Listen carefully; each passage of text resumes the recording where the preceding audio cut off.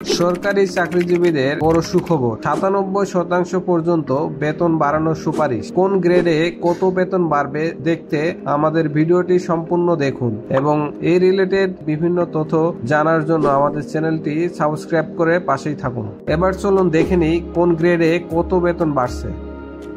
Grade 1 এর কর্মকর্তাদের মূল বেতন ১,৫০,৫৯৪ টাকা করার সুপারিশ করা হয়েছে।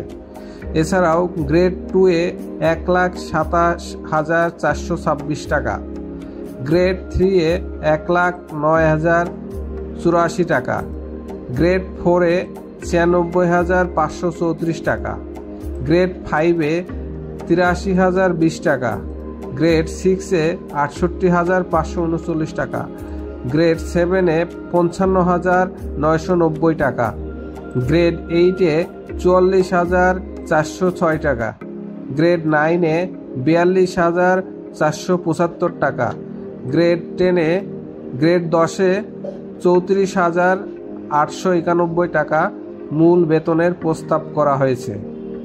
এরপর গ্রেড 11-তে ২৪,১৩৪ টাকা, গ্রেড 12-তে ২১,৮১৭ টাকা, গ্রেড 13-তে ২১,২৩৮ টাকা, গ্রেড 14-তে ১৯,৬৯৩ টাকা, গ্রেড 15-তে ১৮,৭২৮ টাকা, গ্রেড 16-তে ১৭,৯৫৫ টাকা, গ্রেড 17-তে ১৭,৩৭৬ টাকা, গ্রেড 18-তে ১৬,৯৯০ টাকা, গ্রেড 19-এ ১৬,৪৪১ টাকা এবং গ্রেড 20-এ কর্মচারীদের জন্য ১৫,৯২৮ টাকা মূল বেতন নির্ধারণের প্রস্তাব দিয়েছে জাতীয় বেতন কমিশন।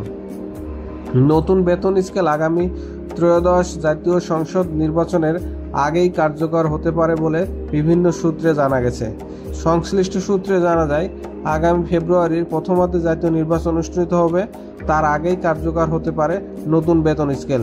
সেই হিসাবে ২০২৬ সালের জানুয়ারি মাস থেকেই নতুন বেতন স্কেল বেতন ভাতা পেতে পারেন সরকারি চাকরিজীবীরা।